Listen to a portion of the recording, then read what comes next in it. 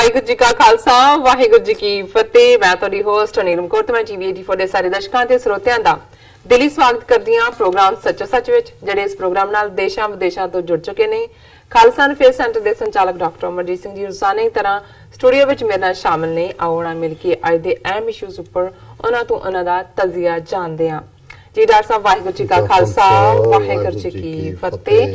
जी doctor साहब जी आनू programme सचो सच विच बहुत मेहरबानी। जी डॉक्टर साहब अज 3 अप्रैल 2019 21 चेत नानकशाही संमत 551 ਦਾ ਦਿਨ ਹੈ ਤੇ ਡਾਕਟਰ ਸਾਹਿਬ ਪ੍ਰੋਗਰਾਮ ਸ਼ੁਰੂ ਕਰਨ ਤੋਂ ਪਹਿਲਾਂ ਅਸੀਂ ਆਪਣੇ ਦਰਸ਼ਕਾਂ ਤੇ ਸਰੋਤਿਆਂ ਨੂੰ ਹਮੇਸ਼ਾ ਤਰ੍ਹਾਂ ਦੱਸੀਏ ਵਿਊਅਰਸ, ਜੇ ਤੁਸੀਂ ਹੱਕ ਸੱਚ ਇਨਸਾਫ ਤੇ ਪੈਰਾ ਦਿੰਦਾ ਇੱਕੋ ਇੱਕ ਚੈਨਲ TV84 ਨੂੰ ਦੇਖਣਾ ਚਾਹੁੰਦੇ ਹੋ ਤਾਂ ਤੁਸੀਂ ਦੇਖ ਸਕਦੇ ਹੋ ਸਪੈਕਟਰਮ ਕੇਬਲ, ਆਰਸੀਐਨ ਕੇਬਲ, ਬੈਲ5 cable in Canada, roku, Jadoo box, ਸ਼ਾਵਾ, ਫੇਸਬੁੱਕ, TV84 ਦੀ ਐਪ ਰਾਹੀਂ online streaming and IP box ਤੇ ਤੁਸੀਂ TV84 ਨੂੰ ਦੇਖ ਸਕਦੇ ਹੋ।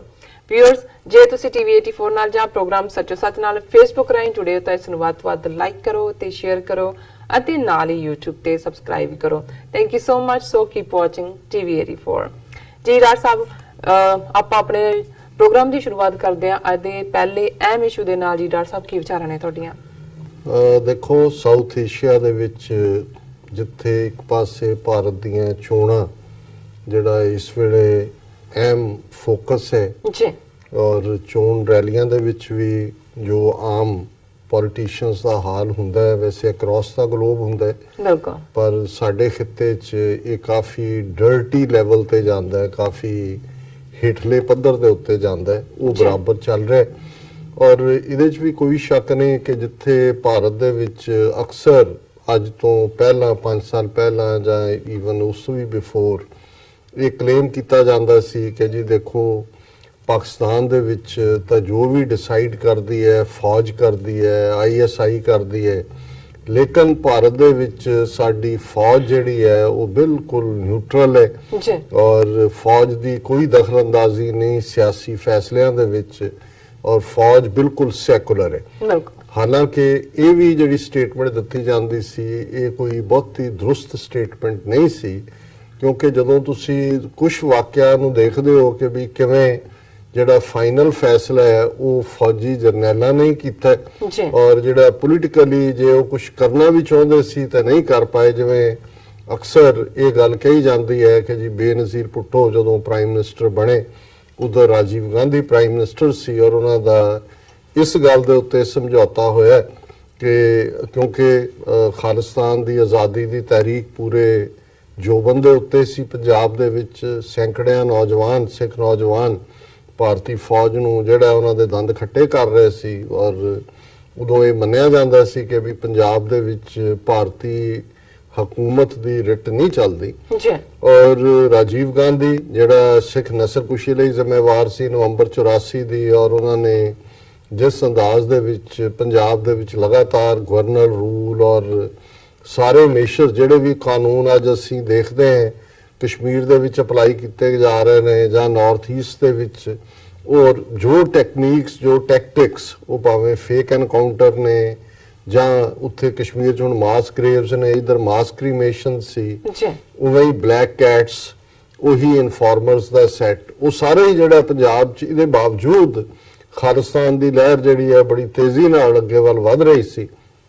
ਰਾਜੀਵ ਗਾਂਧੀ ਦੇ ਨਾਲ ਜਿਹੜਾ ਬੇਨਜ਼ੀਰ ਭੁੱਟੋ ਦੇ ਆਪਣੇ ਇੱਕ ਬਿਆਨ ਦੇ ਮੁਤਾਬਕ ਜਿਹੜਾ ਉਹਨਾਂ ਨੇ ਆਪਣੀ ਮੌਤ ਤੋਂ ਕੁਝ ਦਿਨ ਪਹਿਲਾਂ ਇੱਕ ਇੰਟਰਵਿਊ ਦੇ ਵਿੱਚ ਵੀ ਦਿੱਤਾ, ਉਹਨਾਂ ਨੇ ਕਿਹਾ ਕਿ ਜੀ ਅਸੀਂ ਰਾਜੀਵ ਗਾਂਧੀ ਜਿਹੜਾ ਉਹਨੇ ਕਿਹਾ ਕਿ ਸਾਡੀ ਮਦਦ ਕਰੋ ਸਿੱਖ ਸੈਪਰੇਟਿਜ਼ਮ ਜਿਹਨੂੰ ਇਹ ਕਹਿੰਦੇ ਸੀ ਇਸ ਮੂਵਮੈਂਟ ਨੂੰ ਦਬਾਉਣ ਦੇ ਲਈ, ਔਰ ਇਹ ਬਦਲੇ ਦੇ ਵਿੱਚ ਉਹਨਾਂ ਨੇ ਕਿਹਾ ਕਿ ਜੀ ਅਸੀਂ ਜਿਹੜਾ ਸਿਆਚਿਨ ਤੋਂ ਆਪਣੀ ਫੌਜ ਜਿਹੜੀ ਹੈ ਉਹ ਸਿਆਚਿਨ ਤੋਂ ਅਸੀਂ ਵਿਦਡਰਾ ਕਰ ਜਾਵਾਂਗੇ। ਜ਼ਾਹਰ ਹੈ ਸਿਆਚਿਨ ਦੇ ਉੱਤੇ ਵੀ ਭਾਰਤੀ ਫੌਜ ਨੇ 1984 ਦੇ ਵਿੱਚ ਹੀ ਕਬਜ਼ਾ ਕੀਤਾ ਹੈ ਜਦੋਂ ਕਿ ਇਧਰ ਦਰਬਾਰ ਸਾਹਿਬ ਦੇ ਉੱਤੇ ਹਮਲਾ ਕੀਤਾ ਔਰ ਕੁਝ ਮਹੀਨੇ ਬਾਅਦ ਸਟੈਲਿਥਲੀ ਚੋਰੀ ਛਿਪੇ ਉਹਦੇ ਹਾਲਾਂ ਉਹਦਾ ਲਾਸ ਉਠਾ ਰਹੇ ਨੇ ਅੱਜ ਤੱਕ ਵੀ, ਕਿਵੇਂ ਜਵਾਨ ਮਰਦੇ ਨੇ, ਕਿੰਨਾ ਮਹਿੰਗਾ ਪਾਰਟ ਹੈ। ਪਰ ਅੱਗੋਂ ਜਿਹੜੀ ਬੇਨਜ਼ੀਰ ਨੇ ਗੱਲ ਕਹੀ ਉਹਨੇ ਕਿਹਾ ਜੀ ਅਸੀਂ ਤਾਂ ਮਦਦ ਕੀਤੀ ਜੋ ਇਕਰਾਰ ਕੀਤਾ ਸੀ, ਲੇਕਿਨ ਜਿਹੜਾ ਰਾਜੀਵ ਗਾਂਧੀ ਨੇ ਆਪਣਾ ਵਾਅਦਾ ਨਹੀਂ ਨਿਭਾਇਆ। ਜੀ ਹੁਣ ਜ਼ਾਹਿਰ ਹੈ ਕੁਲਦੀਪ ਨਈਅਰ ਜਿਹੜਾ ਇਨਸਾਈਡਰ ਵੀ ਰਿਹਾ ਹੁਣ ਤਾਂ ਮਰ ਗਿਆ ਲੇਕਿਨ ਉਹ ਅੰਦਰੂਨੀ ਤੌਰ ਤੇ ਲਾਲ ਬਹਾਦਰ ਸ਼ਾਸਤਰੀ ਦੇ ਵੇਲੇ ਵੀ ਜਦੋਂ ਤਾਸ਼ਕੰਦ ਸਮਝੌਤਾ ਹੋਇਆ ਉਹਦੇ ਨਾਲ ਸੀ ਔਰ ਇੰਡੀਆ ਦਾ ਹਾਈ ਕਮਿਸ਼ਨਰ ਵੀ ਰਿਹਾ ਇੰਗਲੈਂਡ ਦੇ ਵਿੱਚ। ਉਹਨੇ ਇਸ ਗੱਲ ਨੂੰ ਕਿਹਾ, ਉਹਨੇ ਕਿਹਾ ਜੀ ਕਿ ਵੀ ਰਾਜੀਵ ਗਾਂਧੀ ਤਾਂ ਆਪਣਾ ਜਿਹੜਾ ਇਕਰਾਰ ਸੀ ਉਹਨੂੰ ਨਿਭਾਉਣਾ ਚਾਹੁੰਦਾ ਸੀ ਪਰ ਫੌਜ ਨਹੀਂ ਮੰਨੀ। ਜੀ ਸੋ ਮੈਂ ਸਮਝਦਾ ਵੀ ਜ਼ਾਹਰ ਹੈ ਵੀ ਇਹ ਕਹਿਣਾ ਕਿ ਜੀ ਸਿਰਫ ਫੌਜ ਦੀ ਉਧਰ ਹੀ ਇਖਤਿਆਰ ਹੈ ਜਾਂ ਦਖਲਅੰਦਾਜ਼ੀ ਹੈ ਇਹ ਵੀ, ਲੇਕਿਨ ਜਿਸ ਹੱਦ ਤੱਕ ਜਾ ਕੇ ਹੁਣ ਔਰ ਖਾਸ ਤੌਰ ਤੇ ਇਹਨਾਂ ਚੋਣਾਂ ਦੇ ਵਿੱਚ ਵੈਸੇ ਤਾਂ ਪਿਛਲੇ 5 ਸਾਲ ਤੋਂ ਹੀ ਫੌਜ ਦਾ ਪੂਰੀ ਤਰ੍ਹਾਂ ਸਿਆਸੀਕਰਨ ਜਿਹੜਾ ਮੋਦੀ ਸਰਕਾਰ ਨੇ ਕੀਤਾ ਔਰ ਜਿਸ ਤੇਜ਼ੀ ਦੇ ਨਾਲ ਜਿਹੜੇ ਫੌਜੀ ਚੀਫ ਹੋਏ ਹੁਣੇ ਹੀ ਨੇਵੀ ਦਾ ਜਿਹੜਾ ਚੀਫ ਜਿਹਨੂੰ ਬਣਾਇਆ ਗਿਆ 2 ਸੀਨੀਅਰ ਆਫੀਸਰਸ ਨੂੰ ਜਿਹੜਾ ਸੁਪਰਸੀਡ ਕੀਤਾ ਗਿਆ, ਉਹਨਾਂ ਦੀ ਸੀਨੀਅਰਿਟੀ ਨੂੰ ਇਗਨੋਰ ਕੀਤਾ ਗਿਆ। ਇਸੇ ਤਰ੍ਹਾਂ ਇਹ ਜਿਹੜਾ ਰਾਵਤ ਹੁਣ ਇਹਨਾਂ ਦਾ ਫੌਜੀ ਚੀਫ ਹੈ ਇਹਨੂੰ ਬਣਾਉਣ ਦੇ ਲਈ ਵੀ ਕਿਉਂਕਿ ਅਜੀਤ ਡੋਵਲ ਰਾਵਤ ਕੁਲਭੂਸ਼ਣ ਯਾਦਵ ਇਹ ਸਾਰੇ ਉੱਤਰਾਖੰਡ ਦੇ ਰਿਸ਼ਤੇਦਾਰ ਇੱਕ ਦੂਜੇ ਦੇ ਔਰ ਆਰਐਸਐਸ ਲਈ ਕੰਮ ਕਰਨ ਵਾਲੇ, ਸੋ ਰਾਵਤ ਨੂੰ ਬਣਾਉਣ ਵੇਲੇ ਵੀ ਸੁਪਰਸੀਡ ਕੀਤਾ ਗਿਆ ਇਹਨੂੰ ਬਣਾਉਣ ਦੇ ਲਈ। ਸੋ ਇਹ ਪਾਰਟ ਅਸੀਂ ਦੇਖਦੇ ਹਾਂ ਕਿ ਬੜੀ ਤੇਜ਼ੀ ਨਾਲ ਜਿਹੜਾ ਫੌਜ ਦਾ ਸਿਆਸੀਕਰਨ ਹੋਇਆ ਉੱਪਰ ਲੈਵਲ ਤੇ, ਕਰਪਸ਼ਨ ਤਾਂ ਹੈ ਹੀ ਹੈ ਸੀ ਔਰ ਕਿਸ ਹੱਦ ਤੱਕ ਜਾ ਕੇ ਈਵਨ ਇੱਕ ਬੀਐਸਐਫ ਦਾ ਜਵਾਨ ਜਿਹਨੇ ਫੇਸਬੁੱਕ ਤੇ ਕਦੇ ਲਿਖਿਆ ਸੀ ਕਿ ਵੀ ਸਾਨੂੰ ਕਿੰਨਾ ਘਟੀਆ ਖਾਣਾ ਮਿਲ ਰਿਹਾ ਹੈ ਔਰ ਕੀ ਮਿਲ ਰਿਹਾ, ਬਾਅਦ ਚ ਉਹਨਾਂ ਨੇ ਨੌਕਰੀਆਂ ਫਰਕ ਕਰ ਦਿੱਤਾ, ਉਹ ਹੁਣ ਬਨਾਰਸ ਤੋਂ ਨਰਿੰਦਰ ਮੋਦੀ ਦੇ ਬਰਾਬਰ ਚੋਣ ਵੀ ਲੜ ਰਹੇ। ਸੋ ਜ਼ਾਹਿਰ ਹੈ ਵੀ ਅੰਦਰੂਨੀ ਤੌਰ ਦੇ ਉੱਤੇ ਫੌਜ ਦੇ ਵਿੱਚ ਕਰਪਸ਼ਨ ਵੀ ਹੈ, ਡੀਮੋਰਲਾਈਜੇਸ਼ਨ ਵੀ ਹੈ। 7 ਲੱਖ ਫੌਜ ਜਿਹੜੀ ਕਸ਼ਮੀਰ ਦੇ ਵਿੱਚ ਲਾਈ ਹੋਈ ਹੈ ਉਹਨਾਂ ਚ ਵੀ ਫੌਜੀਆਂ ਚ ਉਹਨਾਂ ਦੇ ਆਪਣੇ ਸੁਸਾਈਡ ਰੇਟ ਹੈ, ਕਈ ਵਾਰੀ ਇੱਕ ਦੂਜਿਆਂ ਨੂੰ ਵੀ ਮਾਰ ਦਿੰਦੇ ਨੇ ਔਰ ਕੋਈ ਉੱਥੇ ਪੋਸਟਿੰਗ ਨਹੀਂ ਚਾਹੁੰਦਾ। ਇਹ ਹਮੇਸ਼ਾ ਜਦੋਂ ਵੀ ਕਿਤੇ ਕਨਫਲਿਕਟ ਲੰਬੇ ਹੁੰਦੇ ਨੇ ਹਰ ਦੇਸ਼ ਦੀ ਪ੍ਰੋਬਲਮ ਹੋ ਸਕਦੀ ਹੈ, ਪਰ ਹੁਣ ਜਿਸ ਹੱਦ ਤੱਕ ਜਾ ਕੇ ਪੁਲਵਾਮਾ ਦੀ ਆੜ ਦੇ ਵਿੱਚ ਕਿਵੇਂ ਇਮੀਡੀਏਟਲੀ ਸਿਆਸੀਕਰਨ ਫੌਜ ਦਾ ਕੀਤਾ, ਜਿੰਨੀਆਂ ਇਹਨਾਂ ਦੀਆਂ ਹੁਣ ਬੀਜੇਪੀ ਦੀਆਂ ਰੈਲੀਆਂ ਹੁੰਦੀਆਂ ਨੇ ਜਿਨ੍ਹਾਂ ਦੇ ਵਿੱਚ ਇਹਨਾਂ ਦੇ ਉਹ ਮੋਦੀ ਹੋਏ, ਅਮਿਤ ਸ਼ਾਹ ਹੋਏ, ਆਦਿੱਤਿਆਨਾਥ ਯੋਗੀ ਹੋਏ ਯੂਪੀ ਦਾ ਚੀਫ ਮਿਨਿਸਟਰ, ਉਹਦੇ ਪਿੱਛੇ ਉਹ ਯਕੀਨੀ ਬਣਾਉਂਦੇ ਨੇ ਕਿ ਵੱਡੇ ਵੱਡੇ ਪੋਸਟਰ ਜਿਹੜੇ ਮਾਰੇ ਗਏ 40 ਦੇ ਕਰੀਬ ਸੀਆਰਪੀਐਫ ਦੇ ਬੰਦੇ ਸੀ ਉਹਨਾਂ ਦੇ ਫੌਜੀ, ਉਹਨਾਂ ਦੀਆਂ ਪਿਕਚਰਸ ਹੁੰਦੀਆਂ ਨੇ ਔਰ ਹਰ ਥਾਂ ਉਸ ਕਿਸਮ ਦੀ ਬਿਆਨਬਾਜ਼ੀ ਸ਼ਹੀਦਾਂ ਦੇ ਨਾਂ ਦੇ ਉੱਤੇ ਔਰ ਪਾਕਿਸਤਾਨ ਦੇ ਖਿਲਾਫ ਔਰ ਇਹ ਉਹ ਤਾਂ ਚੱਲ ਹੀ ਰਿਹਾ ਸੀ। ਲੇਕਿਨ ਹੁਣ ਇਹਦੇ 'ਚ ਇੱਕ ਹੋਰ ਐਲੀਮੈਂਟ ਐਡ ਹੋਇਆ ਜਦੋਂ ਕਿ ਪਿਛਲੇ ਦਿਨਾਂ 'ਚ 3-4 ਦਿਨ ਪਹਿਲਾਂ ਹੀ ਗਾਜ਼ੀਆਬਾਦ 'ਚ ਇੱਕ ਚੋਣ ਜਲਸੇ ਨੂੰ ਸੰਬੋਧਨ ਕਰਦੇ ਆ ਆਦਿੱਤਿਆਨਾਥ ਯੋਗੀ ਨੇ ਕਿਹਾ, ਉਹਨੇ ਕਿਹਾ ਜੀ ਕਾंग्रेस के लोग आतंकवादियों को बिरयानी खिलाते थे, मोदी जी की सेना आतंकवादियों को गोली और गोला देती है। देखो ਹੁਣ ਜ਼ਾਹਰ ਹੈ ਕਿ ਵੀ ਇਸ ਸਟੇਟਮੈਂਟ ਵਿਚਲੇ ਜਿਹੜਾ ਪਹਿਲੇ ਪਾਰਟ ਨੂੰ ਤਾਂ ਕਾਂਗਰਸ ਨੇ ਕੀ ਡਿਫੈਂਡ ਕਰਨਾ ਹੈ, ਬਿਰਿਆਨੀ ਕੌਣ ਖਾਂਦਾ ਰਿਹਾ ਤੇ ਮੋਦੀ ਦਾ ਆਪਣਾ ਟਰੈਕ ਰੈਕੋਰਡ ਕੀ ਹੈ, ਲੇਕਿਨ ਜਿਹੜੀ ਗੱਲ ਨੇ ਕੁਛ ਈਵਨ ਸਾਬਕਾ ਫੌਜੀ ਅਫਸਰਾਂ ਨੂੰ ਵੀ ਜਿਹੜਾ ਝੋਲਟ ਦਿੱਤਾ ਹੈ ਕਿ ਵੀ ਅਸੀਂ ਤਾਂ ਹੁਣ ਇੰਡੀਅਨ ਆਰਮੀ ਨਹੀਂ ਰਹੇ, ਅਸੀਂ ਤਾਂ ਮੋਦੀ ਜੀ ਕੀ ਫੌਜ ਹੋ ਗਏ, ਜਿਵੇਂ ਹਨੂਮਾਨ ਦੀ ਬਾਂਦਰਾਂ ਦੀ ਫੌਜ ਸੀ। ਹੁਣ ਇਹ ਹੈ ਕਿ ਜਿਵੇਂ ਮੋਦੀ ਜੀ ਕੀ ਸੈਨਾ ਔਰ ਜ਼ਾਹਰ ਹੈ ਵੀ ਇਸ ਸਾਰੇ ਚੋਂ ਜਿਵੇਂ ਉਹ ਇੱਕ ਤਾਂ ਉਹਨੇ ਇਹ ਦੱਸਣ ਦਾ ਯਤਨ ਕੀਤਾ ਹੈ ਕਿ ਹੁਣ ਆਰਮੀ ਜੋ ਵੀ ਕਰਦੀ ਹੈ ਉਹ ਸਾਡੇ ਕਹਿਣ ਤੇ ਹੀ ਕਰਦੀ ਹੈ, ਵੀ ਉਹ ਸਾਡਾ ਜਸਟ ਜਿਵੇਂ ਇੱਕ ਪਾਰਟੀ ਦਾ ਵਿੰਗ ਹੋਏ।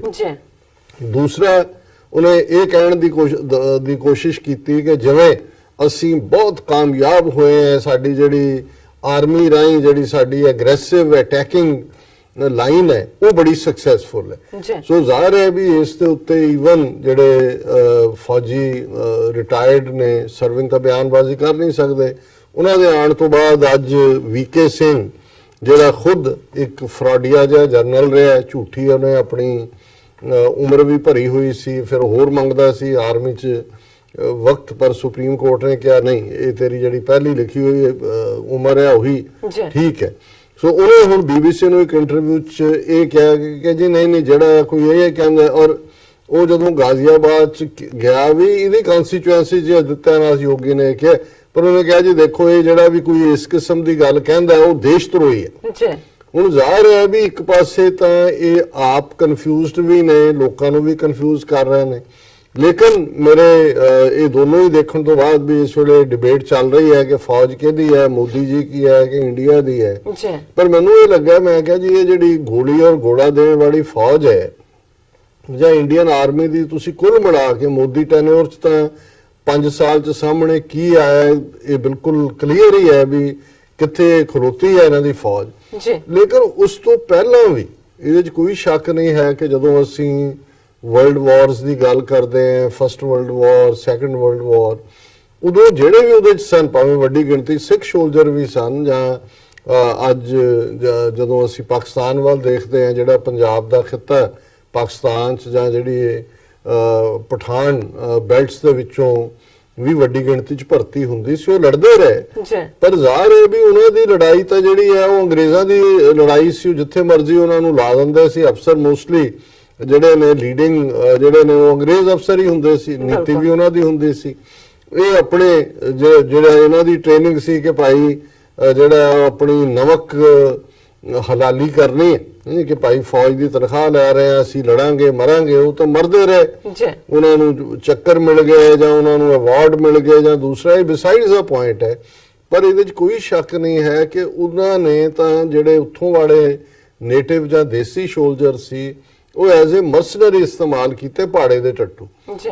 ਔਰ ਜੇ ਅਸੀਂ 47 ਤੋਂ ਬਾਅਦ ਦੇ ਦੌਰ 'ਚ ਦੇਖੀਏ ਭਾਰਤੀ ਫੌਜ ਦੇ ਸਾਹਮਣੇ, ਜੇ ਤਾਂ ਫੌਜ ਦੀ ਕਾਰਗੁਜ਼ਾਰੀ ਇਹ ਲੈ ਕੇ ਹੋਏ ਕਿ ਜੀ ਉਹਨਾਂ ਨੇ ਹੈਦਰਾਬਾਦ 'ਚ ਸਤੰਬਰ 48 'ਚ ਜਿਨ੍ਹਾਂ ਦੇ ਜਿੱਥੇ 5-7 ਹਜ਼ਾਰ ਉਹਨਾਂ ਦਾ ਕੋਈ ਭਰਤੀ ਕੀਤੇ ਹੋਏ ਫੌਜੀ ਜਾਂ ਦੂਜੇ ਸਨ, ਕੁਛ ਅਰਬ ਸੀ, ਕੋਈ ਦੂਜੇ ਸਨ, ਵੀ ਉਹਨਾਂ ਤੇ ਜਿੱਤ ਹਾਸਲ ਕੀ, ਉਹ ਤਾਂ ਕੋਈ ਮੈਚ ਵੀ ਨਹੀਂ ਸੀਗਾ ਨਹੀਂ। ਔਰ ਉਹ ਤਾਂ ਸਿੱਧਾ ਜ਼ੁਲਮ। ਔਰ ਹੁਣ ਇਹ ਰਿਪੋਰਟਾਂ, ਜਿਹੜੀ ਇੱਕ ਰਿਪੋਰਟ ਇਹਦੇ ਤੇ ਕਮਿਸ਼ਨ ਬਿਠਾਇਆ ਸੀ, ਉਹਦੇ ਸਾਹਮਣੇ ਆਇਆ ਵੀ 25 ਤੋਂ 40 ਹਜ਼ਾਰ ਤੱਕ ਸਿਵਿਲੀਅਨ ਭਾਰਤੀ ਫੌਜ ਨੇ ਉੱਥੇ ਹੈਦਰਾਬਾਦ ਦੇ ਵਿੱਚ, ਹੈਦਰਾਬਾਦ ਬਹੁਤ ਵੱਡੀ ਰਿਆਸਤ ਸੀ ਨਿਜ਼ਾਮ ਦੀ, 90,000 ਸਕੁਅਰ ਮਾਈਲ ਤੋਂ ਵੀ ਵੱਡੀ, ਅੱਜ ਦੇ ਭਾਰਤ ਦੇ 3-4 ਸੂਬੇ ਜਿਹੜੇ ਨੇ ਉਹ ਉਸ ਚੋਂ ਹੀ ਬਣੇ ਨੇ। ਲੇਕਿਨ ਬੜੀ ਵੱਡੀ ਗਿਣਤੀ ਦੇ ਵਿੱਚ ਫੌਜ ਨੇ ਜਿਹੜੇ ਨੇ ਉੱਥੇ ਨੰਬਰ 25-30 ਹਜ਼ਾਰ ਤੋਂ 40-50 ਹਜ਼ਾਰ ਤੱਕ ਜਾਂਦਾ ਹੈ। ਔਰ ਉਹਦੇ ਲਈ ਵੀ ਜਿਵੇਂ ਉਹਨਾਂ ਨੇ ਹੁਣ ਕਸ਼ਮੀਰ ਦੇ ਵਿੱਚ ਮਾਰ ਰਹੇ ਨੇ ਬੇਗੁਨਾਹਾਂ ਨੂੰ, ਤੇ ਪਹਿਲਾਂ ਇਹ ਇੱਕ ਨੈਰੇਟਿਵ ਤਿਆਰ ਕਰਦੇ ਨੇ ਕਿ ਜੀ ਇੱਥੇ ਇਹ ਹੋਇਆ ਉਹ ਹੋਇਆ, ਉੱਥੇ ਵੀ ਰਜ਼ਾਕਾਰਾਂ ਦੇ ਬਹਾਨੇ ਕਿ ਜੀ ਰਜ਼ਾਕਾਰਾਂ ਨੇ ਹਿੰਦੂਆਂ ਨੂੰ ਮਾਰਿਆ, ਦੂਜੇ ਤੀਜੇ। ਇਹ ਗੱਲ ਠੀਕ ਨਹੀਂ ਸੀ, ਬਹੁਤ ਐਗਜ਼ੈਜਰੇਟ ਕੀਤਾ ਗਿਆ। ਨਿਜ਼ਾਮ ਨੂੰ ਵੀ ਪਤਾ ਨਹੀਂ ਸੀ ਲੱਗ ਰਿਹਾ ਵੀ ਉਹ ਕਿੱਧਰ ਜਾਏ। ਔਰ ਇਸ ਸਾਰੇ ਦੌਰ ਦੇ ਵਿੱਚ ਅਸੀਂ ਸਮਝਦੇ ਹਾਂ ਵੀ ਜੇ ਭਾਰਤੀ ਫੌਜ ਇਮੀਡੀਏਟਲੀ 47 ਤੋਂ ਬਾਅਦ ਇਹਨਾਂ ਦਾ ਪਹਿਲਾ ਇਸ ਕਿਸਮ ਦੀ ਕਾਰਵਾਈ ਸੀ। ਸੋ ਹਾਂ, ਸਿਵਿਲੀਅਨ ਮਾਰਨ ਦੇ ਵਿੱਚ, ਬੇਗੁਨਾਹ ਨੂੰ ਮਾਰਨ ਦੇ ਵਿੱਚ ਜੋ ਉਹਨਾਂ ਨੇ ਉੱਥੇ ਕੀਤਾ, ਨਾਰਥ ਈਸਟ ਕੀਤਾ, ਨਾਗਾਲੈਂਡ, ਮਨੀਪੁਰ 'ਚ ਇੰਟਰਨਲ ਸਿੱਖਾਂ ਨਾਲ ਕੀਤਾ, ਫਿਰ ਕੋਈ ਸ਼ੱਕ ਨਹੀਂ ਹੈ ਕਿ ਵੀ ਭਾਰਤੀ ਫੌਜ ਜਿਹੜੀ ਹੈ ਉਸ ਨੂੰ ਬੜਾ ਉਹਦੀ ਬੱਲੇ ਬੱਲੇ ਕਰਨੀ ਚਾਹੀਦੀ। ਫਿਰ ਅਸੀਂ ਦੇਖਦੇ ਹਾਂ ਜਿਹੜਾ ਗੋਆ ਐਕਸ਼ਨ। ਹੁਣ ਜੇ ਕਹੋ ਜੀ ਅਸੀਂ, ਔਰ ਨਹਿਰੂ ਦਾ ਦਿਮਾਗ ਵੀ ਖਰਾਬ ਹੋਇਆ ਜਦੋਂ ਬਾੜ 'ਚ ਚਾਈਨਾ ਦੇ ਨਾਲ ਪੰਗਾ ਲਿਆ, ਉਦੋਂ ਤਾਜ਼ਾ 1961 ਦੇ ਵਿੱਚ ਗੋਆ ਦੇ ਵਿੱਚ ਜਿਹੜੀ ਇੱਕ ਪੁਰਤਗਾਲੀਜ਼ ਕਾਲੋਨੀ ਸੀ, ਪੁਰਤਗਾਲੀਆਂ ਦੀ, 1492 ਦੇ ਵਿੱਚ ਵਾਸਕੋ ਡੀ ਗਾਮਾ ਆਇਆ ਉਹਨੇ ਲਈ। ਸੋ ਉੱਥੇ ਕੁਝ ਵੀ ਨਹੀਂ ਸੀ ਉਹਨਾਂ ਦੇ ਪੁਰਤਗਾਲੀਜ਼, ਕਿੰਨੇ ਸੋਲਜਰ ਉਹਨਾਂ ਨੇ ਮਾੜੇ ਮੋਟੇ ਜਿਹੜੇ ਨੇ ਸੀ, ਉਹ ਤਾਂ ਲੜੇ ਵੀ ਨਹੀਂ ਹੈ। ਔਰ ਉਹਨਾਂ ਨੇ ਸਮਝਿਆ ਜੀ ਅਸੀਂ ਗੋਆ ਫਤਿਹ ਕਰ ਲਿਆ, ਔਰ ਉਹਦੇ ਹੀ ਨਤੀਜਾ ਸੀ ਕਿ ਨਹਿਰੂ ਨੇ ਫਿਰ ਐਡਵਾਂਸ ਜਿਹੜੀ ਹੈ ਉਹ ਡਿਫੈਂਸ ਪਾਲਿਸੀ ਜਿਹਨੂੰ ਇਹ ਕਹਿੰਦੇ ਨੇ, ਚੀਨ ਦੀਆਂ ਪਿਕਟਸ ਨੂੰ ਕਿ ਥਰੋ them ਆਊਟ। ਹੁਣ ਚੀਨ ਦੇ ਨਾਲ ਟੱਕਰ। ਹੁਣ ਅਸੀਂ ਦੇਖਦੇ ਹਾਂ ਵੀ 62 ਦੇ ਵਿੱਚ, ਔਰ ਇਹਨਾਂ ਦੇ ਆਪਣੇ ਮਤੇ ਕੱਢ ਲਓ ਪਾਰਲੀਮੈਂਟ ਦੇ ਨੇ ਕਿ ਜੀ 60,000 ਸਕੁਅਰ ਮਾਈਲ ਟੈਰੀਟਰੀ, ਜਿਹੜਾ ਇਹ ਕਿਹਾ ਜਾਂਦਾ ਜੀ ਕਸ਼ਮੀਰ ਦਾ ਇੰਨੇ % ਇੰਡੀਆ ਕੋਲ ਹੈ, ਜਿਹੜੀ ਉਹਦੀ ਟੈਰੀਟਰੀ ਹੈ, ਇੰਨੇ % ਪਾਕਿਸਤਾਨ ਕੋਲ ਹੈ, ਔਰ 20% ਚਾਈਨਾ ਕੋਲ ਹੈ। ਹੁਣ ਚਾਈਨਾ ਨੇ ਕਦੇ ਕਿਸੇ ਨੇ ਪੁੱਛਿਆ ਵੀ ਚਾਈਨਾ ਕੋਲ ਕਦੋਂ ਆਈ? ਇਹ 62 ਦੇ ਵਿੱਚ ਜਿਹੜਾ ਸਾਰਾ ਉਹ ਅਕਸਾਈ ਚਿਨ ਤੋਂ ਲੈ ਕੇ ਜਾਂ ਛੋਟਾ ਤਿੱਬਤ, ਲਦਾਖ ਜਿਹਨੂੰ ਕਹਿੰਦੇ ਨੇ, ਉਹ ਸਾਰੇ ਖਿੱਤੇ 'ਚ ਉਹ ਚਾਈਨਾ ਨੇ, ਇਹ ਤਾਂ ਇਹਨਾਂ ਤੋਂ ਦੌੜਦਿਆਂ ਰਾਹ ਨਹੀਂ ਲੱਭਾ, ਜਿਹਨੂੰ ਅੱਜ ਅਰੁਣਾਚਲ ਪ੍ਰਦੇਸ਼ ਕਹਿੰਦੇ ਨੇ, ਚਾਈਨਾ ਸਾਊਥ ਤਿੱਬਤ ਕਹਿੰਦਾ ਹੈ, ਉਹ ਵੀ ਉਹਨਾਂ ਨੇ ਐਕਵਾਇਰ ਕਰ ਲਿਆ। ਇਸ ਦਾ ਫਿਰ ਵੋਲੰਟਰੀਲੀ ਉਹਨਾਂ ਨੇ ਛੱਡ ਦਿੱਤਾ ਕਿਉਂਕਿ ਇੰਟਰਨੈਸ਼ਨਲ ਹੋਰ ਤਰ੍ਹਾਂ ਦਾ ਮਾਹੌਲ ਬਣਦਾ ਜਾ ਰਿਹਾ ਸੀ। ਔਰ ਚਾਈਨਾ ਉਸ ਸਟੇਜ ਦੇ ਉੱਤੇ ਇੱਕੋ ਵੇਲੇ ਅਜੇ ਤਾਜ਼ਾ ਕੋਰੀਅਨ ਵਾਰ 'ਚ ਨਿਕਲੇ ਸੀ, ਕੋਈ ਨਵਾਂ ਨਹੀਂ ਸੀ, ਪਰ ਉਹਨਾਂ ਨੇ ਮੈਸੇਜ ਦੇ ਦਿੱਤਾ ਇਹਨਾਂ ਨੂੰ ਬੜੀ ਚੰਗੀ ਤਰ੍ਹਾਂ। ਔਰ ਬਹੁਤ ਸਾਰੀ ਟੈਰੀਟਰੀ ਜਿਹੜੀ ਉਹਨਾਂ ਨੇ ਆਕੂਪਾਈ ਵੀ ਕੀਤੀ, ਜਿਹੜੇ ਇਹਨਾਂ ਦੇ ਆਪਣੇ ਮਥੇ ਨੇ ਪਾਰਲੀਮੈਂਟ ਦੇ। ਹੁਣ ਜੇ ਚਾਈਨਾ ਦੇ ਨਾਲ ਹੀ ਇਹ ਦੇਖੀਏ ਕਿ 62 ਤੋਂ ਬਾਅਦ ਜਿਹੜੀ ਭਾਰਤੀ ਫੌਜ ਔਰ ਇੱਕ ਵੱਡਾ ਹਿੱਸਾ ਬਜਟ ਦਾ ਅੱਜ ਤੀਸਰੀ ਚੌਥੀ ਬਾਇੰਗ ਜਿਹੜੀ ਹੈ ਵੈਪਨ ਵਾਲੀ ਭਾਰਤ ਬਣਿਆ ਹੋਇਆ ਹੈ। ਪਿਛਲੇ ਵਰੇ ਦੇ ਵਿੱਚ ਅਸੀਂ ਡੋਕਲਾਮ ਦਾ ਦੇਖ ਲਈਏ, ਹਾਲਾਂਕਿ ਡੋਕਲਾਮ ਕੋਈ ਭਾਰਤ 'ਚ ਨਹੀਂ ਹੈ, ਭੂਟਾਨ 'ਚ ਹੈ ਜੀ। ਔਰ ਇਹਨਾਂ ਨੇ ਭਾਰਤ ਨੇ ਆਪਣਾ ਉਹ ਦੱਸਣ ਦੇ ਲਈ ਕਿ ਜੀ ਅਸੀਂ ਅਮਰੀਕਾ ਨੂੰ ਵੀ ਖੁਸ਼ ਕਰ ਰਹੇ ਸੀ, ਚੀਨ ਨੂੰ ਵੀ ਅੱਖਾਂ ਦਿਖਾਣਾ ਚਾਹੁੰਦੇ ਸੀ। ਸੋ ਡੋਕਲਾਮ ਦੇ ਵਿੱਚ ਭਾਰਤੀ ਫੌਜ ਜਿਹੜੀ ਹੈ 8 ਮਹੀਨੇ ਆਈਬਾਲ ਟੂ ਆਈਬਾਲ ਚਾਈਨਾ, ਨਤੀਜਾ ਕੀ ਹੋਇਆ ਜੀ, ਜਿੱਥੇ ਉਹ ਪਹਿਲਾਂ ਈਵਨ ਪਰਮਾਨੈਂਟ ਵੀ ਨਹੀਂ ਸੀ, ਚਾਈਨਾ ਨੇ ਐਂਡ ਤੱਕ ਆ ਕੇ ਆਪਣੇ ਬੰਕਰ ਵੀ ਔਰ ਉਹ ਸਾਰਾ ਸਿਸਟਮ ਜਿਹੜਾ ਉਹਨਾਂ ਨੇ ਫੁੱਲੀ ਕਰ ਲਿਆ ਔਰ ਇਵੈਂਚੁਅਲੀ ਇਹਨਾਂ ਨੂੰ ਜਿਹੜਾ ਉੱਥੋਂ ਅੱਖਾਂ ਨੀਵੀਆਂ ਕਰਕੇ ਉੱਥੋਂ ਵਾਪਸ ਨਿਕਲਣਾ ਪਿਆ ਡੋਕਲਾਮ ਚੋਂ। ਸੋ ਜੇ ਪੋਜੀਸ਼ਨ 62 ਦੇ ਵਿੱਚ ਚਾਈਨਾ ਤੋਂ ਜੁੱਤੀਆਂ ਖਾਣ ਦੀ ਸੀ ਤੇ 2018 ਦੇ ਵਿੱਚ ਵੀ ਉਹੀ ਪੋਜੀਸ਼ਨ ਰਹੀ। ਹੁਣ ਜੇ ਅਸੀਂ ਈਵਨ ਪਾਕਿਸਤਾਨ ਦੇ ਨਾਲ, ਪਹਿਲੀ ਗੱਲ ਤਾਂ ਪਾਕਿਸਤਾਨ ਦੇ ਨਾਲ ਕੋਈ ਕੰਪੈਰੀਜ਼ਨ ਵੀ ਨਹੀਂ ਬਣਦਾ ਜੇ ਇਹਨੂੰ ਦੇਖਿਆ ਜਾਏ। ਉਹਨਾਂ ਦੀ ਲਗਭਗ 220 ਮਿਲੀਅਨ ਪੋਪੂਲੇਸ਼ਨ ਹੈ, ਇਹਨਾਂ ਦੀ 1 ਬਿਲੀਅਨ 300 ਮਿਲੀਅਨ ਹੈ। ਜੀ, ਸੋ ਤੁਸੀਂ ਦੇਖ ਲਓ 6ਵਾਂ ਹਿੱਸਾ ਜਾ ਕੇ ਬਣਦੇ ਨੇ। ਬਿਲਕੁਲ ਏਰੀਆ ਵਾਈਜ਼ ਵੀ 1/5 ਹੋਏਗਾ ਜੇ ਮੈਂ ਗਲਤ ਨਾ ਹੋਵਾਂ, ਜਾਂ 1/4 ਹੋਏਗਾ ਜੀ। ਔਰ ਉਸ ਸਾਰੇ ਦੇ ਬਾਵਜੂਦ ਜੇ ਅਸੀਂ ਦੇਖੀਏ ਕਿ ਪਾਕਿਸਤਾਨ ਜਿਹਨੇ 47 ਤੋਂ ਬਾਅਦ ਆਪਣਾ ਸਭ ਕੁਝ ਨਵੇਂ ਸਿਰੋਂ ਸ਼ੁਰੂ ਕੀਤਾ, ਕਿਉਂਕਿ ਬਹੁਤ ਸਾਰਾ ਜਿਹੜਾ ਅੰਗਰੇਜ਼ਾਂ ਦਾ ਇਨਫਰਾਸਟ੍ਰਕਚਰ ਸੀ ਉਹ ਭਾਵੇਂ ਸਿਵਿਲੀਅਨ ਸੈਕਟਰ 'ਚ ਹੋਏ ਜਾਂ ਮਿਲਟਰੀ ਸੈਕਟਰ 'ਚ ਹੋਏ, ਐਮਨੀਸ਼ਨ ਪ੍ਰੋਡਿਊਸਿੰਗ ਫੈਕਟਰੀਆਂ ਔਰ ਸਾਰਾ ਸਟੱਫ ਉਹ ਭਾਰਤ ਦੇ ਕੋਲ ਜਿਹੜੀ ਰੇਸ਼ੋ 'ਚ ਵੰਡਣਾ ਸੀ ਉਹਨਾਂ ਨੂੰ ਉਹ ਵੀ ਨਹੀਂ ਦਿੱਤਾ। ਉਹਨਾਂ ਨੇ ਮੁਲਕ ਦੀ ਸ਼ੁਰੂਆਤ ਕੀਤੀ ਔਰ ਅਕਸਰ ਉਹਨਾਂ ਦੀ ਇਹ ਆਂਦਾ ਕਿ ਵੀ ਈਵਨ ਦਫ਼ਤਰਾਂ ਦੇ ਵਿੱਚ ਪਿੰਨਾ ਲਾਣ ਦੇ ਲਈ ਵੀ ਅਫੋਰਡ ਨਹੀਂ ਸੀ ਕਰ ਸਕਦੇ। 1-2 ਬੰਦੇ ਹਰ ਦਫ਼ਤਰ 'ਚ ਹੁੰਦੇ ਸੀ, ਬਾਹਰੋਂ ਕੰਡੇ ਇਕੱਠੇ ਕਰਦੇ ਸੀ, ਲਿਆਓ ਕਿ ਜੀ ਉਹਨੂੰ ਪੇਪਰ ਜਿਹੜੇ ਨੇ ਸਟਿਚ ਕਰਨੇ ਨੇ ਔਰ ਉਹਨਾਂ ਨੂੰ ਸੰਭਾਲਣਾ ਹੈ ਫਾਈਲਾਂ ਦੇ ਵਿੱਚ। ਸੋ ਉੱਥੋਂ ਬਿਲਕੁਲ ਸਟਾਰਟ ਕਰਕੇ ਪਾਕਿਸਤਾਨ ਨੇ ਜਿਸ ਲੈਵਲ ਤੇ ਈਵਨ ਜੇ 65 ਦੀ ਪਹਿਲੀ ਕਨਫਰੰਟੇਸ਼ਨ ਅਸੀਂ ਦੇਖੀਏ ਤੇ ਉਹਦੇ 'ਚ ਵੀ ਇਹਦੇ ਬਾਵਜੂਦ ਕਿ ਬਿਟਵੀਨ 62 ਔਰ 65 ਦੇ ਵਿਚਾਲੇ ਅਮਰੀਕਾ ਨੇ ਜਿਹੜੀ ਹੈ ਬੇਸ਼ੱਕ ਉਹਨਾਂ ਦਾ ਅਲਾਈਅੰਸ ਪਾਕਿਸਤਾਨ ਦੇ ਨਾਲ ਸੀ, ਪਰ ਕਦੇ ਵੀ ਉਸ ਲੈਵਲ ਤੇ ਹੈਲਪ ਨਹੀਂ ਕੀਤੀ ਜਿਵੇਂ ਸੋਵੀਅਤ ਯੂਨੀਅਨ ਨੇ ਇੰਡੀਆ ਨੂੰ ਬਿਲਡ ਕੀਤਾ ਸਾਰੀ ਉਹਨਾਂ ਦਾ ਸਾਰਾ ਸਟਰਕਚਰ ਬਿਲਡ ਕੀਤਾ ਹੋਇਆ ਸੀ। ਲੇਕਿਨ ਜੇ ਇੰਨੀ ਭਾਰਤੀ ਫੌਜ ਜੇਤੂ ਰਹਿੰਦੀ ਜਾਂ ਰਹੀ ਹੁੰਦੀ, ਜਿਹੜੀ ਕਿ ਬਹੁਤ ਵਾਰੀ ਇਹ ਆਪਣੀਆਂ ਟੈਕਸਟ ਬੁੱਕਸ ਦੇ ਵਿੱਚ ਜਾਂ ਆਪਣੀਆਂ ਹਿਸਟਰੀ ਬੁੱਕਸ 'ਚ ਲਿਖਦੇ ਨੇ, ਤੇ ਫਿਰ ਇਹ ਤਰਲੋ ਮੱਛੀ ਨਾ ਹੁੰਦੇ ਤਾਸ਼ਕੰਦ ਸਮਝੌਤਾ ਕਰਾਉਣ ਲਈ। ਤਾਸ਼ਕੰਦ ਕੋ ਅਮਰੀਕਾ ਨੇ ਤਾਂ ਨਹੀਂ ਸੀ ਕਰਵਾਇਆ, ਬਿਲਕੁਲ ਉਹੀ ਸੋਵੀਅਤ ਯੂਨੀਅਨ ਜਿਨ੍ਹਾਂ ਦੇ ਆਰਬਿਟ ਸੀ ਤਾਂ ਉਦੋਂ, ਹੁਣ ਤਾਂ ਅਲੱਗ ਮੁਲਕ ਹੈ ਸ਼ਾਇਦ ਉਜ਼ਬੇਕਿਸਤਾਨ 'ਚ, ਤਾਸ਼ਕੰਦ ਉਦੋਂ ਸੋਵੀਅਤ ਯੂਨੀਅਨ ਦੇ ਵਿੱਚ ਸੀ। ਲਾਲ ਬਹਾਦਰ ਸ਼ਾਸਤਰੀ ਖੁਦ ਉੱਥੇ ਗਿਆ, ਇਧਰ ਜਿਹੜਾ ਅਯੂਬ ਖਾਨ ਸੀ ਔਰ ਫੋਰਨ ਮਿਨਿਸਟਰ ਭੁੱਟੋ ਸੀ। ਸੋ ਜ਼ਾਹਰ ਹੈ ਕਿ ਉਹਦੇ 'ਚ ਵੀ, ਔਰ ਇਹ ਵੀ ਉਹਨਾਂ ਦਾ ਮੰਨਣਾ ਸੀ, ਉਹਨਾਂ ਦੇ ਆਪਣੇ ਐਕਸਪਰਟਸ ਦਾ, ਕਿ ਈਵਨ ਜਿਹੜੀ ਹਵਾਈ ਫੌਜ ਸੀ, ਹਾਲਾਂਕਿ ਗਰਾਊਂਡ ਦੇ ਉੱਤੇ ਕੁਝ ਟੈਰੀਟਰੀ ਇਹਨਾਂ ਨੇ ਵੀ ਕੈਪਚਰ ਕੀਤੀ, ਉਹਨਾਂ ਨੇ ਵੀ ਕੀਤੀ ਕਸ਼ਮੀਰ ਦੇ ਵਿੱਚ, ਇਹ ਵੈਸਟਰਨ ਫਰੰਟ ਤੇ ਥੋੜਾ ਬਹੁਤ ਅੱਗੇ ਗਏ, ਪਰ ਪਾਕਿਸਤਾਨੀ ਫੌਜ ਨੇ ਹਰ ਇੰਚ ਦੇ ਲਈ ਲੜਾਈ ਕੀਤੀ, ਲੜੇ। ਔਰ 에ਅਰ ਫੋਰਸ ਦੇ ਮਾਮਲੇ 'ਚ ਜਿਹੜਾ ਆਲਮੋਸਟ ਜੇ ਪਾਕਿਸਤਾਨ ਦਾ ਅਪਰ ਐਜ ਨਹੀਂ ਸੀ ਤਾਂ ਇਕੁਅਲ ਤਾਂ ਇਹ ਆਪ ਵੀ ਮੰਨਦੇ ਨੇ। ਹਾਂ 71 ਇੱਕ ਜ਼ਰੂਰ ਡਿਜ਼ਾਸਟਰ ਸੀ ਪਾਕਿਸਤਾਨ ਦੇ ਐਂਗਲ ਤੋਂ, ਉਹਦੇ 'ਚ ਵੀ ਜਿਹੜੇ ਹੁਣ ਬਹੁਤ ਸਾਰੇ ਫੈਕਟ ਸਾਹਮਣੇ ਆ ਰਹੇ ਨੇ ਕਿ ਜਨਰਲ ਯਹੀਆ ਖਾਨ ਕਿਵੇਂ ਬੇਖਬਰ ਸੀ। ਔਰ ਉਸ ਮਾਮਲੇ 'ਚ ਮੈਂ ਸਮਝਦਾ ਹਾਂ ਕਿ ਜਿਵੇਂ ਪੂਰਬੀ ਬੰਗਾਲ ਦੇ ਵਿੱਚ, ਮਸ਼ਰਕੀ ਬੰਗਾਲ 'ਚ ਕਈ ਸਾਲ ਤੋਂ ਹੀ ਰਾਹ ਦਾ ਆਪਰੇਸ਼ਨ ਚੱਲ ਰਿਹਾ ਸੀ, ਮੁਕਤੀ ਵਾਹਿਨੀ ਦੇ ਫਾਰਮ ਦੇ ਵਿੱਚ, ਜਿਹੜੀ ਇਹਨਾਂ ਦੀ ਆਪਣੀ ਫੌਜ ਸੀ ਔਰ ਇਹ ਰਾਹ ਦਾ ਆਪਰੇਸ਼ਨ ਸੀ।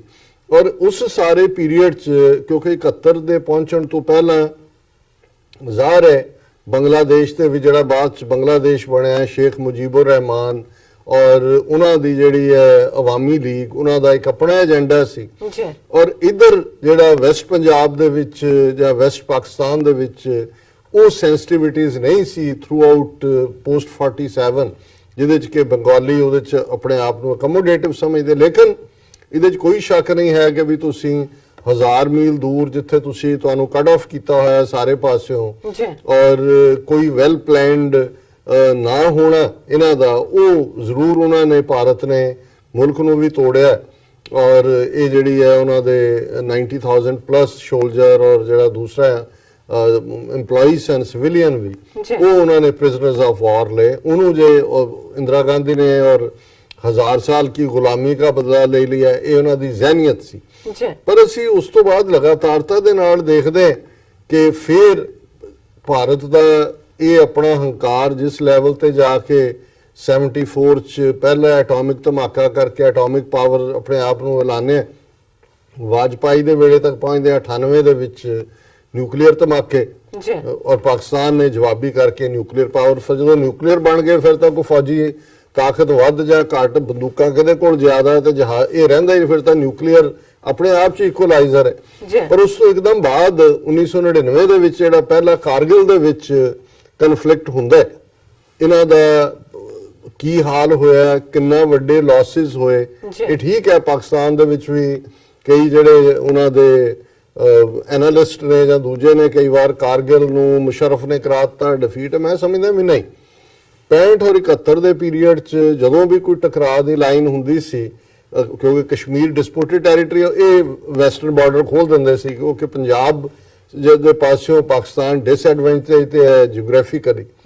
ਲੇਕਿਨ 1999 ਚ ਆਪਣੇ ਸੈਂਕੜਿਆਂ ਫੌਜੀ ਇਹ ਮਰਵਾਉਂਦੇ ਗਏ ਕਿਉਂਕਿ ਪਾਕਿਸਤਾਨ ਸਟ੍ਰੈਟੇਜਿਕਲੀ ਅਪਰ ਸਾਈਡ ਤੇ ਨੇ। ਉਦੋਂ ਇਹਨਾਂ ਨੇ ਵੈਸਟਰਨ ਫਰੰਟ ਕਿਉਂ ਨਾ ਖੋਲਿਆ? ਇਹ ਸੀ ਕਿ ਪਹਿਲੀ ਵਾਰ ਨਿਊਕਲੀਅਰ ਐਜ਼ ਏ ਡੈਟਰੈਂਸ ਜਿਹੜਾ ਫੁੱਲ ਸਕੇਲ ਵਾਰ ਨੂੰ ਰੋਕ ਸਕਦਾ ਹੈ। ਇਹ 1999 ਦੇ ਵਿੱਚ ਇਹ ਗੱਲ ਸਾਹਮਣੇ ਆਈ। ਔਰ ਹੁਣ ਜੇ ਮੈਂ ਉਸ ਸਾਰੇ ਨੂੰ ਜੰਪ ਕਰਕੇ ਇਨ ਬਿਟਵੀਨ ਦੇਖਾਂ ਕਿ ਕਸ਼ਮੀਰ ਦੀ ਮੂਵਮੈਂਟ ਇਹ ਸਾਰੇ ਪੀਰੀਅਡ ਚ ਕਿੱਥੋਂ ਕਿੱਥੇ ਆ ਗਈ। ਇਹ ਸਮਝਦੇ ਸੀ ਜੀ ਅਸੀਂ ਸ਼ਿਮਲਾ ਐਗਰੀਮੈਂਟ 72 ਦਾ ਜਿਹੜਾ ਕੀਤਾ ਭੁੱਟੋ ਨਾਲ ਇੰਦਰਾ ਗਾਂਧੀ ਨੇ, ਕਸ਼ਮੀਰ ਇਜ਼ ਓਵਰ। ਅੱਗੇ UN ਰੈਜ਼ੋਲੂਸ਼ਨਸ ਦੇ ਥੱਲੇ ਸੀ, ਹੁਣ ਇਹ ਬਾਈਲੇਟਰਲ ਬਣ ਗਿਆ। ਹੁਣ ਕਿਵੇਂ ਓਵਰ ਹੋ ਗਿਆ ਕਸ਼ਮੀਰ? ਇਹ ਸਾਰੇ ਪੀਰੀਅਡ ਚ ਅਸੀਂ ਦੇਖਦੇ ਹਾਂ ਕਿ ਜਿੰਨੀ ਜੰਮੂ ਕਸ਼ਮੀਰ ਦੇ ਮੁੱਦੇ ਦੀ ਅੱਜ ਰੈਕਗਨੀਸ਼ਨ ਹੈ ਇੰਟਰਨੈਸ਼ਨਲੀ, ਉਨੀ ਪਹਿਲਾਂ ਕਦੇ ਵੀ ਨਹੀਂ ਹੋਈ। ਬੇਸ਼ੱਕ ਰੈਜ਼ੋਲੂਸ਼ਨ ਤਾਂ 1948 ਦੇ ਪਾਸ ਹੋਏ ਨੇ। ਹੁਣ ਜੇ ਅਸੀਂ ਇਵਨ ਕਰੰਟ ਪੀਰੀਅਡ ਚ ਵੀ ਦੇਖੀਏ, ਜਿੱਥੇ ਇੱਕ ਪਾਸੇ ਕਸ਼ਮੀਰ ਦੇ ਵਿੱਚ ਲੋਕਾਂ ਦੀ ਆਜ਼ਾਦੀ ਦੀ ਲਹਿਰ ਚੱਲ ਰਹੀ ਹੈ, ਔਰ ਜੇ ਪੁਲਵਾਮਾ ਅਟੈਕ ਦੇ ਇਮੀਡੀਏਟ ਬਾਅਦ ਜਿਹੜਾ ਇਹਨਾਂ ਦਾ ਬਾਲਾਕੋਟ ਔਰ ਹਵਾਈ ਔਰ ਅਭਿਨੰਦਨ ਔਰ ਉਹ ਸਾਰਾ ਪਾਰਟ ਦੇਖੀਏ, ਤਾਂ ਮੈਂ ਬਜਾਏ ਕਿ ਖੁਦ ਇਸ ਦੇ ਉੱਤੇ ਕਮੈਂਟਰੀ ਕਰਨ ਦੇ, ਇੱਕ ਮਿਸਟਰ ਮਨੋਜ ਜੋਸ਼ੀ ਬੜੇ ਅੱਛੇ ਕਾਲਮਨਿਸਟ ਨੇ ਔਰ ਕਾਫੀ, ਹਾਲਾਂਕਿ ਹੁੰਦੇ ਤਾਂ ਸਾਰੇ ਇੰਡੀਅਨ ਨੈਸ਼ਨਲਿਸਟ ਨੇ, ਲੇਕਿਨ ਇਹਨਾਂ ਦੀ ਹੁੰਦਾ ਹੈ ਕਿ ਵੀ ਤੁਹਾਨੂੰ ਦੂਸਰੀ ਸਾਈਡ ਵੀ ਦੇਖਣ ਨੂੰ ਮਿਲ ਜਾਂਦੀ ਹੈ। ਉਹਨਾਂ ਦਾ ਇੱਕ ਕਾਲਮ ਇਹਨਾਂ ਦੇ ਨਾਲ ਛਪਿਆ, ਕਾਟ ਆਫ ਗਾਰਡ, ਇਹ ਉਸ ਦਾ ਪਾਰਟ ਹੈ। ਲੰਬਾ ਚੌੜਾ ਕਾਲਮ ਹੈ। ਉਹਨਾਂ ਨੇ ਮੋਦੀ ਸਰਕਾਰ ਦੀਆਂ ਸਾਰੀਆਂ ਫੇਲਿਅਰਸ ਹਾਈਲਾਈਟ ਕੀਤੀਆਂ, ਪਰ ਜਿਹੜੀ ਰੈਲੇਵੈਂਟ ਹੈ ਡਿਸਕਸ਼ਨ ਦੇ ਲਿਹਾਜ਼ ਨਾਲ ਫੌਜੀ ਪਾਰਟ ਤੋਂ, ਉਹਨਾਂ ਨੇ ਕਿਹਾ ਕਿ ਪਾਕਿਸਤਾਨੀ ਰੇਡਸ, ਹੁਣ ਇਹ ਹੈ ਜੀ ਮੋਦੀ ਨੇ ਗੋਲੀ ਨਹੀਂ ਗੋਲੀ ਔਰ ਗੋਲਾ ਦਿਆ ਔਰ ਇਹ ਉਹਦਾ ਠੀਕ ਉਹਦਾ ਜਵਾਬ ਬਣਦਾ। Pakistani raids across the border in Jammu and Kashmir and Punjab continued unabated despite the so called surgical strikes of 2016। ਹੁਣ ਇਹ ਈਵਨ ਮਨੋਜ ਜੋਸ਼ੀ ਵੀ ਇਹਨੂੰ ਸੋ ਕਾਲਡ ਕਹਿ ਰਿਹਾ, ਅਖੌਤੀ। ਮਤਲਬ ਕੋਈ ਇਸ, ਉਹਨਾਂ ਨੇ ਕਿਹਾ ਜੀ ਚਲੋ ਇਹਨਾਂ ਦੇ ਇਹ ਅਖੌਤੀ ਸਰਜੀਕਲ ਸਟ੍ਰਾਈਕਸ ਦੇ ਬਾਵਜੂਦ ਜਿਹੜੇ ਪਾਕਿਸਤਾਨੀ ਹਮਲੇ ਨੇ ਜੰਮੂ ਕਸ਼ਮੀਰ ਔਰ ਪੰਜਾਬ ਚੋਂ ਤਾਂ ਬੇਰੋਕ ਟੋਕ ਜਾਰੀ ਰਹੇ। ਇਹ ਤਾਂ ਸਰਜੀਕਲ ਸਟ੍ਰਾਈਕਸ ਸੋ ਕਾਲਡ ਕਰਕੇ ਹਮਨੇ ਨਾਨੀ ਯਾਦ ਕਰਵਾ ਦੀ, ਹਮਨੇ ਛਠੀ ਕਾ दूध ਪਿਲਾ ਦਿਆ। ਦੂਜਾ ਉਹਨੇ ਕਿਹਾ ਜੀ ਉਹ ਕਿੱਥੇ ਗਏ ਇਹਨਾਂ ਦੇ ਦਾਅਵੇ। But we can not forget the grossly incompetent handling of Pathankot attack ਕਰ ਲਿਆ ਕਿ ਪਠਾਨਕੋਟ ਅਟੈਕ ਦੇ ਵੇਲੇ ਇੰਡੀਅਨ ਆਰਮੀ ਦੀ ਕਿਹੜੀ ਹੈਂਡਲਿੰਗ ਸੀ। Despite prior information the response was so messed up because the chowkidars in New Delhi insisted on handling them by remote control. ਉਹਨੇ ਕਿਹਾ ਜੀ ਭਾਵੇਂ ਪਹਿਲਾਂ ਵੀ ਦੀ ਜਾਣਕਾਰੀ ਸੀ, ਲੇਕਿਨ ਇਹਦੇ ਬਾਵਜੂਦ ਦਿੱਲੀ ਦੇ ਚੌਕੀਦਾਰ ਕਹਿੰਦੇ ਜੀ ਅਸੀਂ ਖੁਦ ਹੈਂਡਲ ਕਰਾਂਗੇ। It took 4 days to put down the attack by some 4 attackers with the loss of 7 security personnel। ਉਹਨੇ ਕਿਹਾ ਜੀ ਹਮਲਾ ਕਰਨ ਵਾਲੇ 4 ਦਿਨ ਇਹਨਾਂ ਨੂੰ ਲੱਗੇ ਉਹਨਾਂ ਨੂੰ ਕਾਬੂ ਪਾਉਂਦੇ ਤੇ 7 ਬੰਦੇ ਆਪਣੇ ਮਰਵਾ। ਇਹ ਹੈ ਭਾਰਤੀ ਫੌਜ ਨੇ ਗੋਲੀ ਔਰ ਗੋਲਾ ਦੀ ਹੈ, ਇਹ ਇਹਨਾਂ ਦੀ ਗਰਾਊਂਡ ਦੇ ਉੱਤੇ ਪਰਫਾਰਮੈਂਸ।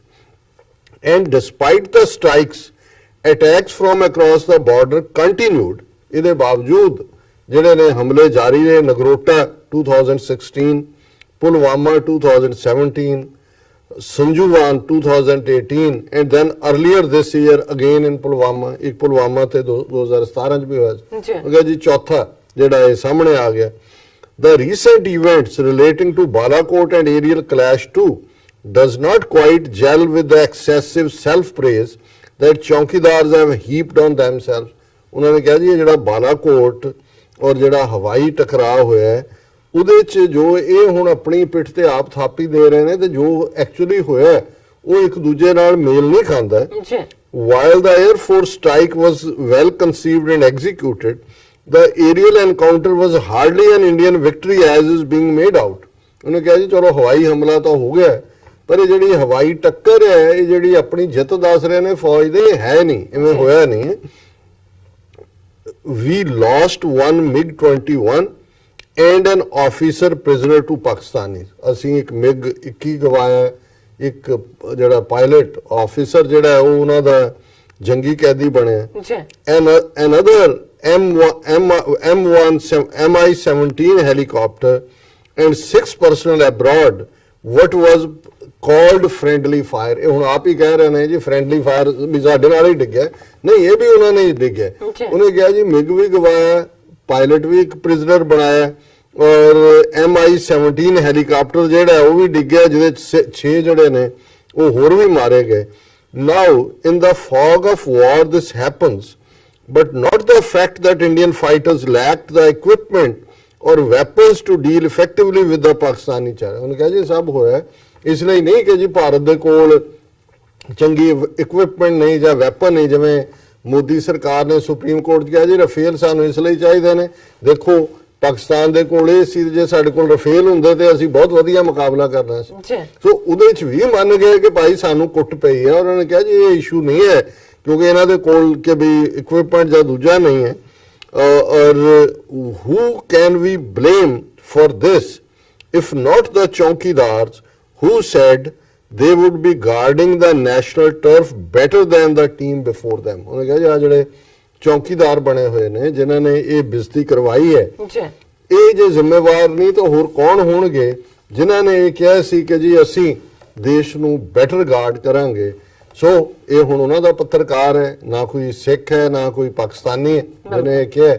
ਜੇ ਉਹਨੇ ਇਹਨਾਂ ਘਟਨਾਵਾਂ ਦਾ ਮੋਦੀ ਪੀਰੀਅਡ ਦੇ ਐਨਾਲਾਈਜ਼ ਕੀਤਾ ਕਿ ਵੀ ਕੀ ਪਰਫਾਰਮੈਂਸ ਰਹੀ ਹੈ, ਅਸੀਂ ਪੋਸਟ 47 ਜਿਹੜੀ ਹੈ ਇੱਕ ਪੰਛੀ ਝਾਤ ਦਿੱਤੀ ਹੈ, ਤੇ ਫਿਰ ਮੇਰਾ ਖਿਆਲ ਹੈ ਕੋਈ ਭੁਲੇਖਾ ਨਹੀਂ ਰਹਿ ਜਾਂਦਾ ਕਿ ਵੀ ਇਹ ਜਿਹੜਾ ਇਹਨਾਂ ਦਾ ਝੂਠ ਬੋਲਣ ਦੀ ਮਿੱਲ ਇਹਨਾਂ ਨੇ ਲਾਈ ਹੋਈ ਹੈ, ਔਰ ਹਾਰ ਨੂੰ ਵੀ ਜਿਹੜਾ ਉਹ ਜਿੱਤ ਜੇ ਦੱਸਣ ਤੇ ਫਿਰ ਇਹਨਾਂ ਚਣਕਿਆ ਪੁੱਤਰਾਂ ਦਾ ਕੀ ਇਲਾਜ ਕੀਤਾ ਜਾ ਸਕਦਾ। ਜੀ ਡਾਕਟਰ ਸਾਹਿਬ ਬਿਲਕੁਲ, ਪਹਿਲਾ ਇਸ਼ੂ ਤੁਸੀਂ ਸਾਡੇ ਦਰਸ਼ਕਾਂ ਨਾਲ ਸਾਂਝਾ ਕੀਤਾ, ਤੁਹਾਡਾ ਬਹੁਤ ਬਹੁਤ ਸ਼ੁਕਰੀਆ। ਰਹਿੰਦੇ ਇਸ਼ੂ ਆਪਾਂ ਬ੍ਰੇਕ ਤੋਂ ਬਾਅਦ ਡਿਸਕਸ ਕਰਦੇ ਹਾਂ। ਇੱਥੇ ਲੈਣੇ ਅਪਡੇਟ ਬ੍ਰੇਕ ਤੋਂ ਪਹਿਲਾਂ ਅਸੀਂ ਆਪਣੇ ਦਰਸ਼ਕਾਂ ਤੇ ਸਰੋਤਿਆਂ ਨੂੰ ਅਪੀਲ ਤੇ ਬੇਨਤੀ ਕਰਦੀ ਹੈ ਵਿਊਅਰਸ, ਜਿਸ ਤਰ੍ਹਾਂ ਕਿ ਤੁਸੀਂ ਜਾਣਦੇ ਹੋ ਕਿ ਟੀਵੀ 84 ਇੱਕ ਪੰਥਕ ਚੈਨਲ ਹੈ। ਟੀਵੀ 84 ਸਿੱਖਾਂ, ਕਸ਼ਮੀਰੀਆਂ ਤੇ ਭਾਰਤੀਆਂ ਨੌਰਥ ਈਸਟ ਸਟੇਟਾਂ ਦੇ ਲੋਕਾਂ ਦੇ ਸਵੈ ਨਿਰਣੇ ਦੇ ਹੱਕਾਂ ਦਾ ਹਾਮੀ ਹੈ। ਅਸੀਂ ਚਾਹਾਂਗੇ ਕਿ ਤੁਸੀਂ ਟੀਵੀ 84 ਦੀ ਵੱਧ ਤੋਂ ਵੱਧ ਮਾਈਕ ਸਹਾਇਤਾ ਕਰੋ। ਤੁਸੀਂ ਆਪਣੀ ਮਾਈਕ ਸਹਾਇਤਾ ਸਾਡੀ ਵੈਬਸਾਈਟ tv84.tv ਤੇ ਜਾ ਕੇ ਪੇਪਲ ਦੀ ਵਰਤੋਂ ਕਰਕੇ ਵਨ ਟਾਈਮ ਡੋਨੇਟ ਕਰ ਸਕਦੇ ਹੋ, ਮੰਥਲੀ ਡੋਨੇਟ ਵੀ ਕਰ ਸਕਦੇ ਹੋ। ਤੁਸੀਂ ਟੀਵੀ 84 ਦੇ ਨਾਮ ਤੇ ਚੈੱਕ ਬਣਾ ਕੇ ਸਾਨੂੰ ਮੇਲ ਵੀ ਕਰ ਸਕਦੇ ਹੋ ਸਾਡੇ ਇਸ ਪਤੇ ਤੇ 36-01 37 Avenue, Long Island City, New York 11101 USA, ਜਾਂ ਫਿਰ ਤੁਸੀਂ ਸਾਨੂੰ ਫੋਨ ਰਾਹੀਂ ਵੀ ਸੰਪਰਕ ਕਰ ਸਕਦੇ ਸਾਡੇ ਫੋਨ ਨੰਬਰ ਤੇ 5164060694। Thank you so much viewers. ਤੁਸੀਂ ਸਾਨੂੰ ਇਸ ਤਰ੍ਹਾਂ ਬਣੇ ਰਹਿਣਾ। ਮਿਲਦੇ ਹਾਂ ਛੋਟੇ ਜਿਹੇ ਵਕਫੇ ਤੋਂ ਬਾਅਦ।